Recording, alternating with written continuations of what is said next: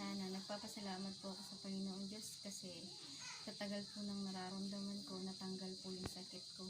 Ito po matagal ko na pong iniinda. Tapos nung pumunta po ako dito, mga 2 weeks na po. Biglaan lang yun eh. Pagpunta ko dito ng gabi, kinabukasan, hindi na po siya masakit. Tapos hanggang ngayon, 2 weeks na wala na akong naramdaman. Tapos bumalik po ako ulit dito kasi yung anak ko po, pinagamot ko din po siya kasi sinisipon po din. Tapos hopefully po, gumaling din po siya sa tulong po ni akong auntie. At salamat po na sa Panginoong Kristo. 3 years mo na yan sakit, Libate. 3 taon pinagamot mo na una sa doktor. Tapos sa mga manggagamot din. Tapos ngayon wala na. Dati hindi mo ganito. Maganyan, ngayon okay na. Hindi ko maganyan, masakit.